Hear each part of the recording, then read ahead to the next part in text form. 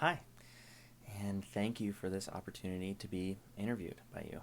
My name is Willem Skutte, and I'm excited to share some of my thoughts on some key questions surrounding my educational philosophy. To me, the purpose of education is multifaceted.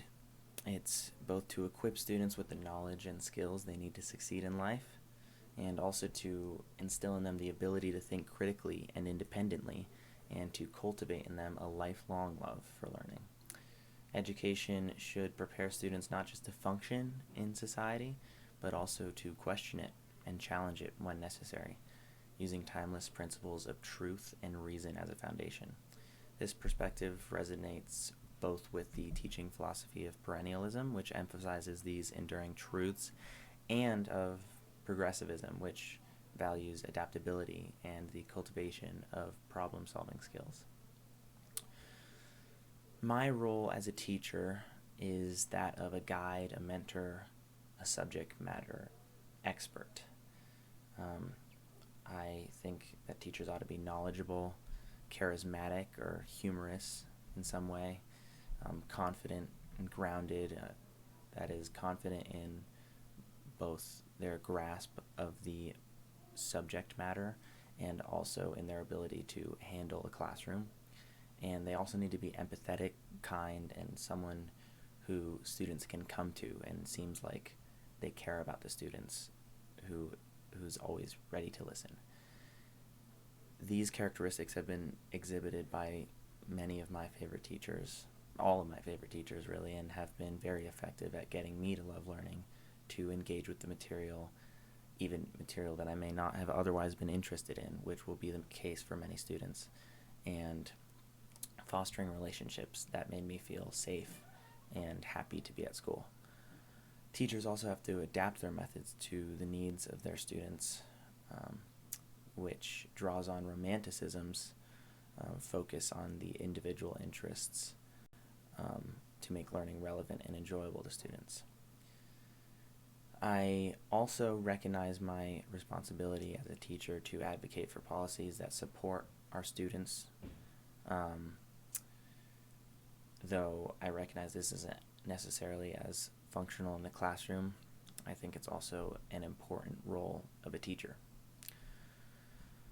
I think that students learn best when they feel valued, engaged, and challenged. So this means creating an inclusive environment, where every student feels welcomed. They feel that their background and their culture is respected, but it is not an environment where they're coddled. So, because, as I said, these students need to be challenged. They need to be rigorously engaged in material that is challenging, but also accessible to students and meets all of their needs. While I do focus on the importance of timeless truths and practical knowledge, I also believe in tailoring learning experiences to individual interests and needs, because learning, or teaching rather, practical knowledge and truths and reason is ultimately useless if the students aren't engaged. So each learner needs to be approached and needs to be made sure that they're being engaged in the subject matter. Some strategies I'd like to use, and that have been used for me and have been very effective, include Socratic discussions, which involves, again, the teacher as a subject matter expert and a sort of guide, asking thought-provoking questions, and guiding students in the right direction for learning, but also involves a lot of student engagement. Hopefully every student is engaging verbally every day, as much as they can. And it really encourages students to explore deeply. I also believe in differentiated instruction, as I spoke of, providing different pathways to explore concepts based on students' needs, their strengths, so that I'm making sure they're actually engaged. I also believe in project-based learning, so allowing students to get some hands-on experience, whether it's with philosophical, more abstract concepts, or if it's, in a science class or a math class where you can engage with some real world problems, or history, social studies, but being able to engage in a hands-on way. I also believe just in the power of humor and relatability, and I think those are going to be key in my engagement of my students, and will be an effective teaching strategy. As for the assessment of learning, I'm aware that it can be scary to students, but it's also very necessary. At its root, assessment is about understanding whether students can apply what they've learned in real-world contexts and ways, and if they really have a deep understanding of the material. Some of my approaches to assessment would be gauging classroom engagement, which makes sure that students are constantly keeping up and aren't just silently getting behind, which is a great callback to Socratic discussion where there's constant engagement daily. This includes formative assessments, just quizzes, check-ins that are happening frequently throughout the semester or the quarter to make sure that students aren't getting too far behind before it's caught. This is also performance tasks like projects, presentations, other real-world applications that really show a student's real deeper understanding of the material. And finally, there have to be some tests. I'd be willing to provide some leniency on tests. Something that I found helps, that I've seen more in my university experience, has been dropping lowest grades, where if you have an off day or you fall back for one part of the quarter or the semester, that doesn't have to be reflected if you have better performance in other ways. And also having tests that aren't just sort of memory-based, multiple choice type things, but more free response or short answers where students can demonstrate their understanding of the material without having to spout off facts. As for my classroom community, it would be a welcoming and inclusive space where students feel safe both to express themselves and to take risks. Mutual respect is key here, both between students and between the students and myself. Some of my classroom management strategies would include setting clear expectations, both at the beginning of the teaching of the semester, and daily, weekly, monthly, just based on the unit we're in, what I expect from the students for that unit, for that week, and just for that day.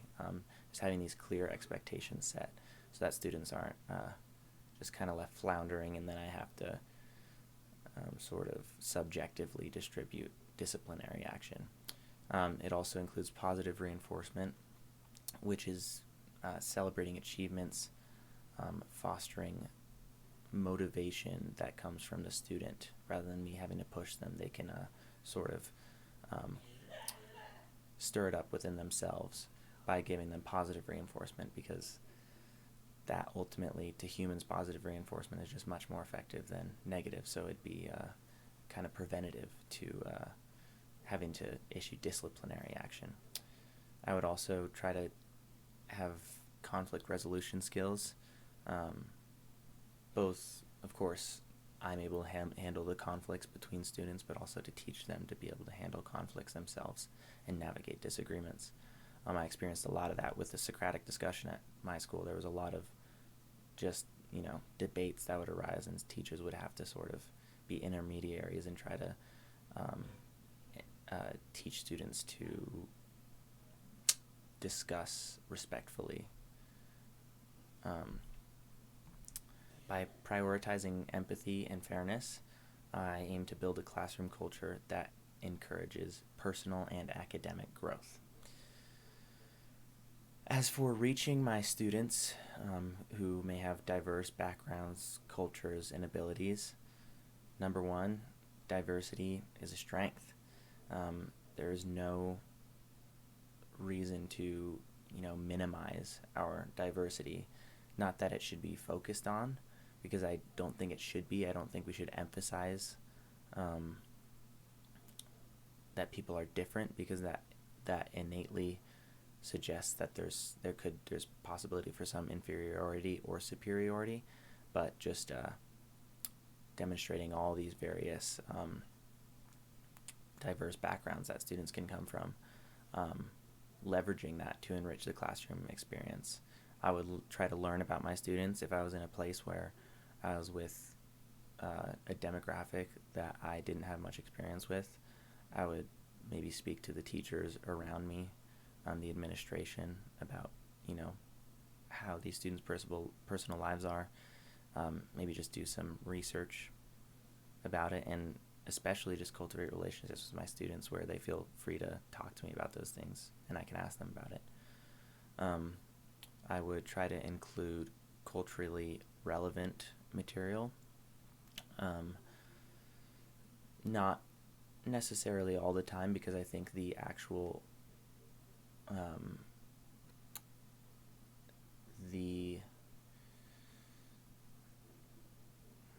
the substance of the teaching material is more important than its context.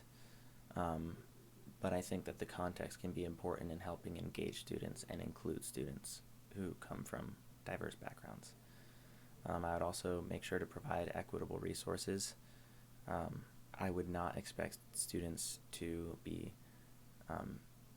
doing things that are significantly more difficult or not possible for them based on things that they don't have, like technology access, or things like that. I wouldn't expect things from the student that they are unable to or significantly disadvantaged to do. And I would adapt my instruction by using flexible teaching methods to accommodate the varying abilities and learning styles of my students. Like I discussed in the role of a teacher, there has to be some adaptability, because students have to be engaged. That's the most important thing, is they have to be engaged to learn. And so I would not allow my strict adherence to some kind of teaching philosophies or materials. I wouldn't allow that to stop the learning of some student by not giving some leeway to them or adapting to help teach them. It's crucial to show every student that they are capable of achieving great feats, and it's crucial to believe that ourselves as teachers, and I do believe that. Every single person has a massive potential, and I am so glad to be able to help them realize that. Thank you for listening to my ideas on teaching philosophy and for giving me this opportunity, and I really hope you'd consider me for this position.